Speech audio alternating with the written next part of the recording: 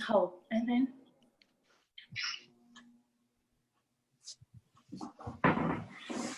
Okay, I just need to sit properly.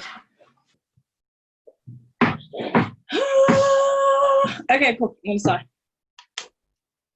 Welcome, guys, and no, I'm gonna start again.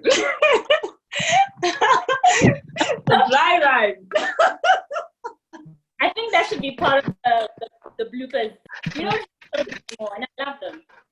Yeah, it's always fun to like fumble in front of guests. I love it.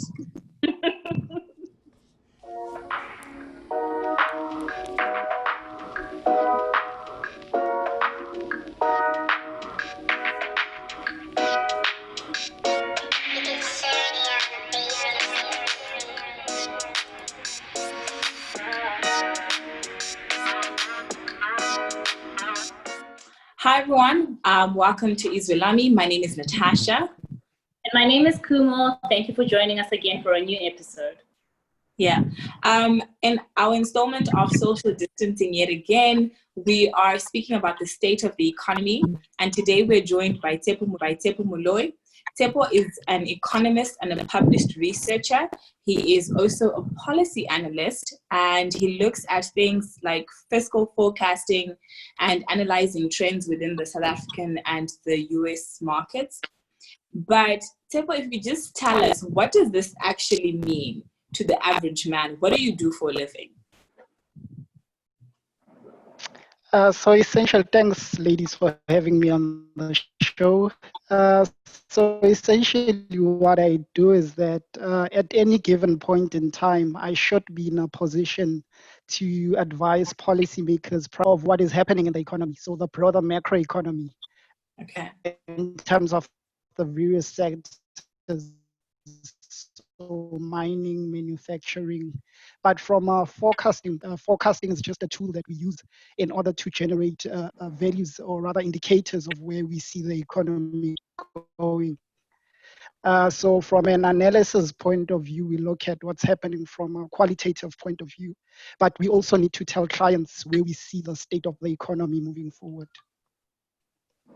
And who are your clients when you say clients? So I work for the Bureau for Economic Research now, which we have a range of clients, whether it's government. So part of our clients are government institutions, state-owned entities, banks, the tourism sector, manufacturing sector.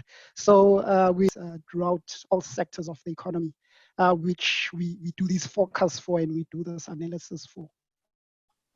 Awesome. Okay, so I just wanted to ask in terms of, I wanted to ask Tshepo to give us a brief overview of where we are right now currently as a country in our economy. So taking into respect the pandemic that we're going through and the fact that we were just moved into junk status and we were going through a technical recession.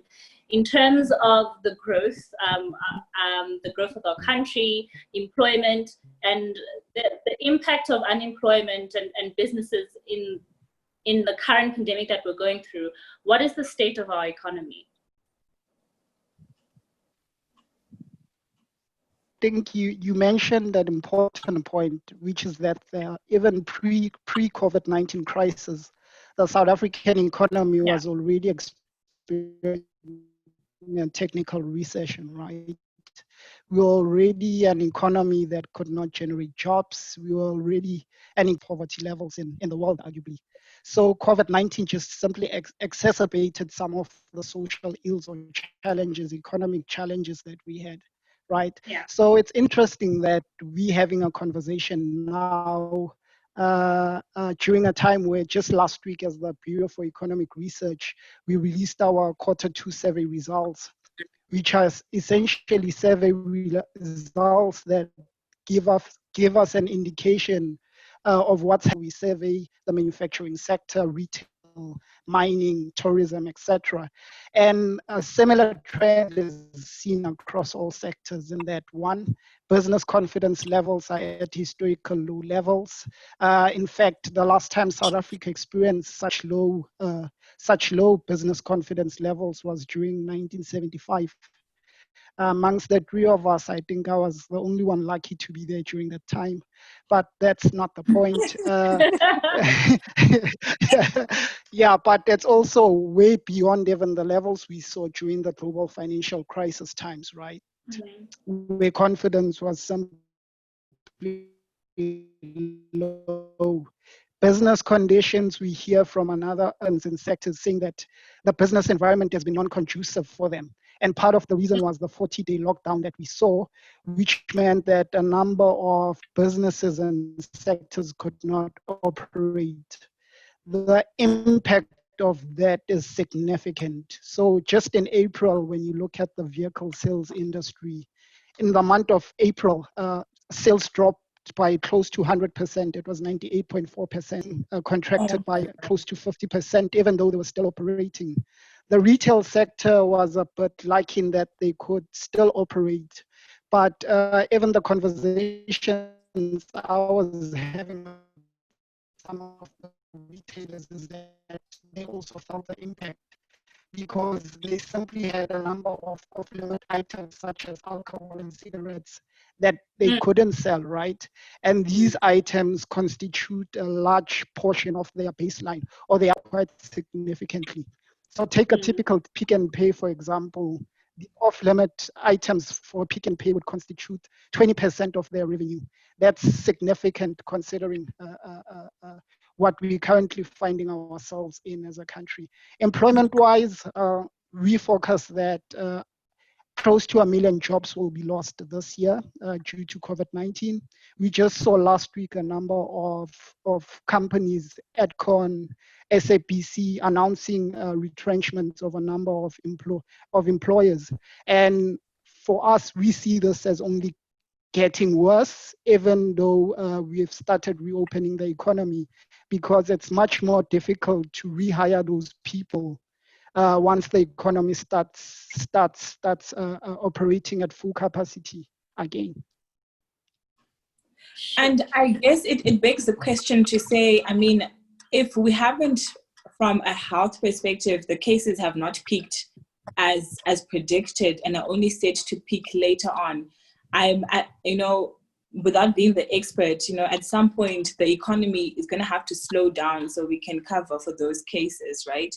So, but you raise an interesting point, around the lost jobs, the 1 million lost jobs this year alone, and then the impact on the retail sector. I mean, these are livelihoods and these are families that are going without income for a significant amount of time. But when we started off in the lockdown, government put together measures such as the relief fund, and there were big amounts of rands being mentioned there that were being made available to businesses so that they could try and cope during the earlier parts of lockdown. Did that relief fund really have the estimated impact for businesses as we now move into like the reopening of the economy? Sure, great question. The long and short is that I think it's still early to tell. And part of the reason is that Stats SA, as the official statistical agency mandated to release statistics, has not been able to compute or collect any statistics during the lockdown period.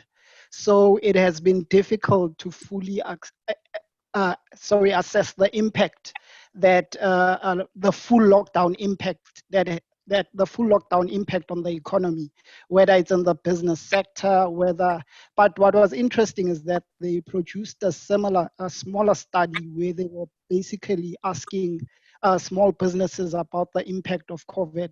And a number of businesses mentioned the mere fact that they'll be retrenching a lot of staff. Their profitability will be undermined, and they do not see the long-term prospects of a recovery, because it's good and well for the economy to open, but consumers don't ultimately just switch on, and there's consumer sentiment and demand for people going to malls and to retails, right? And I think linked to the question you asked, which is important for me, is the question around, so businesses are faced with two challenges here, right? There's the liquidity challenge and there's the solvency challenge. With the liquidity challenge, that's where the government assistance will come in, right? So they'll be able to give them access to finance to cover their cash flow. They'll be given a bit of subsidy to pay their employees, pay their suppliers, etc. But what happens if COVID persists much greater than we actually anticipated? Yeah. What happens when we start reopening economy and we see a second wave of infections, which would necessitate another lockdown? So that's where a lot of businesses will start facing solvency issues, because their long-term success is less about the support that they are getting from government, but by the confidence that you and I have as consumers to get back and start. And how do we do that when a number of us have just lost our jobs? When a number of us have taken pay cuts? When a number of us are scared of taking any large-scale purchases at this point in time because we are uncertain about whether or not we'll still be in the job market post. Yeah. So I think I'm digressing a bit because I want us to go into interest rate cuts. But I think there was an interesting conversation going around on Twitter about when the COVID grants when the president announced the COVID grants, and they'd be giving individuals 350 rand and that they should be able to apply for them. There was a conversation going around about the battle between a capitalist and a socialist society and a communist society, and how governments are now able to do things that they were not supposed to do. But I suppose we're speaking of it from a very low level, but how are our governments able to provide the relief that they're providing now, right? In terms of financially, where is the capital coming from? And if they are borrowing, how are we affording to borrow if we're already in so much debt? Great question. I think after this interview, you must go work for the National Treasury, because these are some of the questions they're trying to solve. But good question nonetheless. Yes, yeah, but just to answer your question, so I think it's important to stipulate that in having the discourse and the debate, people need to recognize or realize that this is not just a South African phenomenon, right? So it's not just South Africa that's implementing these fiscal policy measures in order to support poor households, protecting workers against loss of income or small businesses. This is stuff that we're seeing across the globe. So if you're Germany or you're Norway, you are lucky enough to have a fiscal surplus and fund these measures through your fiscal surplus. Or if you are Norway and you've got a sovereign wealth fund, that's where the proceeds of your spending will come from. But in the South African case, unfortunately, during the good times when the economy was growing 4, 5, 6%, we didn't save some of those reserves, right? So we found ourselves in a situation now where we've got one of the biggest budget deficits, which is basically that the amount of money that we are able to provide as a budget does not equate the amount of revenue that we are able to generate from taxes and other sources of revenue, right? So that means essentially that most of this 500 billion, I think the minister mentioned that 220 billion of that will come from budget reprioritizations, meaning that Treasury will sit with government departments and they will cut catering and etc., right? But which, only time will tell. But the other portion will come from debt that would be sourced from institutions such as the World Bank, the IMF, and so forth, right? Sure, I was looking at the figures just yesterday in preparation for some of the work I must do during the week. If all holds constant, our debt will reach 83.5% as a percentage of GDP, which essentially means that, we are. Why are they not granting us money? Why are we being loaned when we are in such debt and we are essentially a developing country, an emerging market, and they can see that we're struggling? Why do they continue to loan Africa? Okay, I don't want to make this bad, but why are they not granting us money? Why must we pay it back? It sounds like a ridiculous question now that I'm saying it out loud, but anyway. Yeah, but the question, who are you referring to in specifically? The World Bank, the IMF. Yeah, but they are giving it to you. They are giving it to you, but it's never free, right? And Exactly. much of the much of the debate and the discourse was about what would be some of the conditions attached with them giving you the money, because Yeah. unfortunately in a capitalist system, and nothing, you would know as an economics student that there's nothing such as free lunch.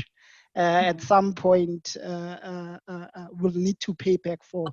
So South Africa doesn't have a problem of raising money in the financial markets. In fact, most of our debt is sourced locally. So only 10% of our debt is denoted in foreign currency.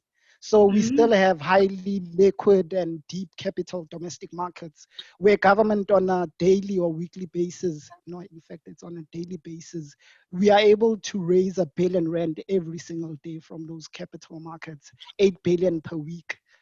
Based on the bond issuances that happen on a week-to-week basis. So the money, it's less about whether or not these people want to give us the money or not, but a question of whether or not is that sustainable? Will we be able to repay our short-term obligations, given that we know that things such as debt service costs in South Africa are one of the fastest growing expenditure items after education and health. Yeah. So Tshepo, I mean, these numbers and these figures that you've just given are actually shocking and quite scary, right? If you're looking at about 83.5% of debt levels and conditions that are being negotiated for us to get this amount, I think then it begs the question for us to really unpack and understand. So what does this actually mean for you and I and, you know, the everyday person who is potentially in the informal market and is their livelihood and sustenance is dependent, one, on us actually having a thriving economy and not being in like a level 5 lockdown, for example. And, you know, we keep talking about the long-term repercussions, but if we really need to break it down for someone that is also sitting in the informal market, what does that actually mean for us? I think the long and short is that this is a burden and a tax and a debt that future generations will have to incur or have to pay back, right? So it has implications about our livelihoods in as far as how much taxation, how much will be taxed, right?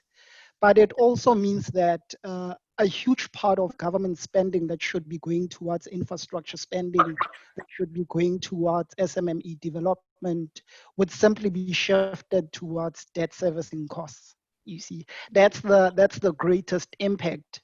But a more greater danger is the danger we see now in countries such as Argentina, who just defaulted for the 9th time on their sovereign debt just last week. So you run that risk as well, right?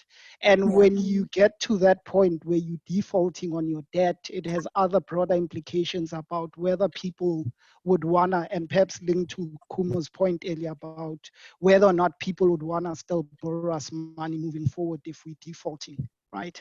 But I think the long shot and the more precise answer is that the greater your debt over the long term, it means that you are shifting away important resources that should be going towards social expenditure, infrastructure spending, small business development, employment objectives, and you're shifting that towards paying debt service costs. And that's not sustainable for any development economy or every developing economy or a developmental state, as we'd like to refer ourselves as one. So that's the impact, and you don't want to set a trend, or the inverse is people that will say that it's less about the size of the debt, but how your debt is composed, or how your debt is composed, right? So with Argentina, they would be sourcing most of their money in foreign currency, which makes them vulnerable to exchange rate shocks, which makes them to investors pulling their money before the time, and defaults of that nature. You see, but I'm not encouraging that we shouldn't be worried. We should still be worried of the debt levels, but debt is not always bad if you are spending it on the right objectives, such as infrastructure spending, spectrum rollout, etc., etc. Okay. So that on a micro level, I think we've had 3 interest rate cuts, if I stand corrected, and I think people have been really quite confused as whether it's been a relief or stimulation, and I mean, it can't be a stimulation because we're not even close to being stimulated. But for the everyday person, in terms of consumer spending, what was the purpose of the interest rate cuts, and how are they supposed to help the everyday person living in South Africa at the moment? Sure. So you've rightly said that we've had an unprecedented amount of interest rate cuts, right? But it's also important to contextualize those interest rate cuts in the context of what's happening globally. You see, the Reserve Bank's response from an interest rate point of view is more of a global coordinated approach where central banks across the entire globe are reducing interest rates in order to support the economy, right? Yeah. But with interest rates, it's an interesting one because interest rates are only an effective tool when you and I have got debt, right? So if you I see both of you are sitting in nice apartments. So if so if those It is unprecedented.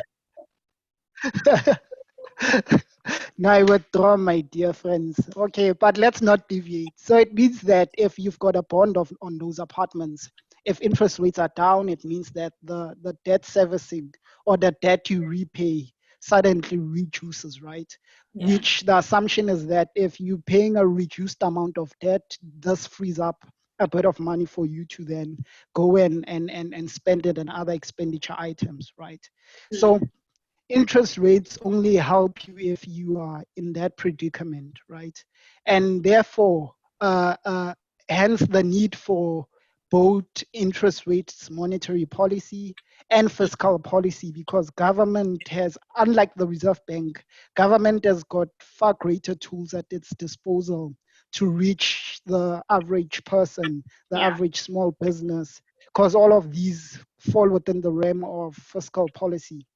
But the Reserve Bank also, beyond just the cuts, also introduced a number of measures such as easing the credit policy. So the capital requirements and the liquidity that banks need to hold on their balance sheets, right? So if you ease that, it means banks can now be able to lend out more. But I'm sure you'll always counter argue and say, do banks always lend more even when we see a recession or an easing of regulations? I would argue not. But hence, you need a decisive, a state-led fiscal policy stance that will drive us out of, or that will help us as we start recovering, whenever that is. Whenever that is such a crucial point right there. So as part of the analysis and the forecasting that you've been doing since the beginning of time, right, of this COVID crisis, what are some of the predictions that we're most likely to see? So you mentioned that, you give advice to a couple of sectors, your mining industries, your retail, banking sectors, etc. So which of these industries is most likely going to suffer the most, and which ones can we say would most likely survive in a better position? Sure, it's a difficult empirical question that you are, as you are asking it. I'm tempted to open eViews, but let's not do that. Right, let me try still to answer your question. So the one of the important forecasts that everybody's looking at this point in time is real GDP, right? Economic growth. By at what level do we expect our economy to contract, right? There's a number of forecasts. The Reserve Bank sees the economy shrinking by 7%. We see that as quite conservative, given the impact that we see with some of our clients. We see real GDP falling by 9% by the end of this year. And part of the reason is because we base it on the mere fact that we understand that we already got into this into the situation with the technical recession. We had lockdown measures that were inconsistent, applied inconsistently based on what government called the risk-adjusted approach, where you saw the retail sector being allowed to operate at some capacity, but tourism, which will be the most hit sectors, for example, suffered a huge blow, right? We published a paper with the BR, and it's available on the website, about quantifying the impact of COVID-19 on the tourism sector. Understanding, quite importantly, that the tourism sector on any given day would create around about 1 million jobs, right? So what happens to those jobs? Secondly, even if we were to reopen the tourism sector tomorrow, there'll not be activity there because of some of the points I mentioned earlier about whether all three of us will still go to that Bali trip we anticipated to go to, or yeah, you see, so that's the challenge. Restaurants, for example, yeah, they open now, but people going to have the confidence that they can be safe when they go out and go to these restaurants. And the question is whether or not I want to be spending a huge bulk of my finances at this point in time, giving it to Tasha's vis-a-vis saving a bit of that because of the uncertainty of not knowing how long this will last. I guess everyone is just facing unprecedented and uncertain times, right, globally. And South Africa can never be the exception to what's happening.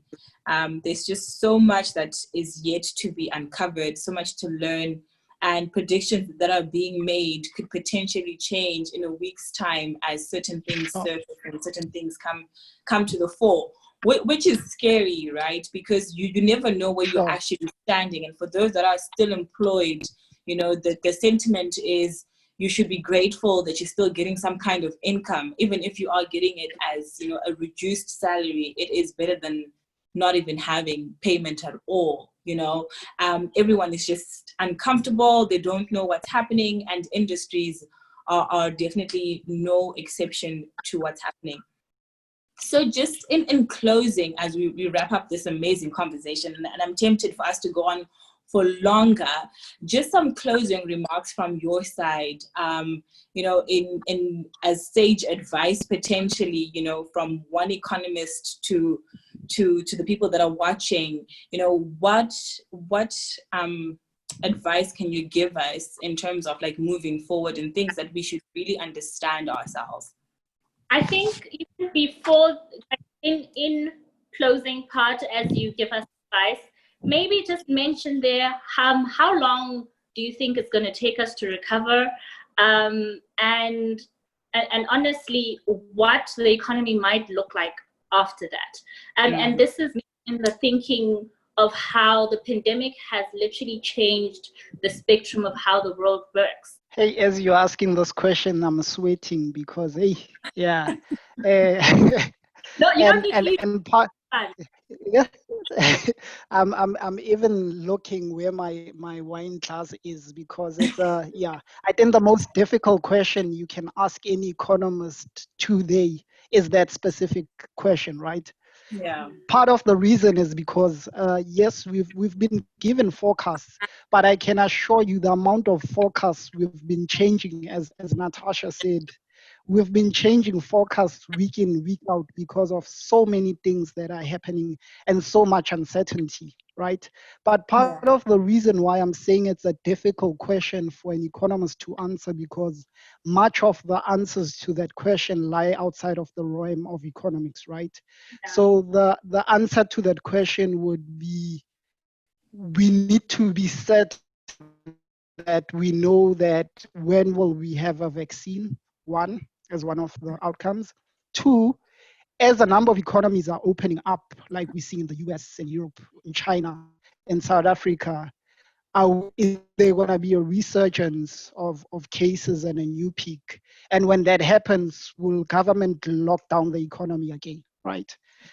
There's a lot of questions about, we don't know, and economists argue a lot about the shape of the recovery Some say V-shape, others U-shape, others say W. I wonder when did we start liking shapes as economists? Because at this point in time, there's so much uncertainty associated with this particular pandemic. Because you would remember that this is not originally an economic crisis, right? Yeah. This is a health crisis that has translated itself into a supply side shock, demand side shock, and a financial sector shock, right? Simply put, it's a health crisis that's affecting us economically, right? So if much of the way forward lies in the health crisis, how do you confidently forecast as an economist that I see the economy contracting by 10%, and I know that we'll see a bounce back of 40% by second quarter 2022? You see, what we've been trying to do for our clients instead is that, in fact, we hardly even call our numbers now forecasts. We call them scenarios, right? So we give them a range of scenarios based on some of the assumptions we are making, right? So we would assume that, for instance, let's assume that worst case scenario we peak in South peaks in August in terms of number of cases. Once we've reached our peak, we'll start seeing a decline in terms of number of cases, which would mean that people will start now not being scared in terms of going out, or there's a vaccine, for example, a potential vaccine, even if it's not the actual vaccine. But you guys would have seen last week that a drug that is being which tested, assists people that are on ventilators in terms of that was a positive sentiment that we saw in the global financial markets. We saw the J as well performing quite well. So, but it's a difficult time to be in at this point in time. But post COVID-19, this is the new normal, right? So businesses need to think long and hard about how they conduct their businesses. Are we going to see a different type of supply chain processes? Are people now going to localize supply chain networks with the fear that in future, once a pandemic like this happens again, at least we are able to source goods domestically?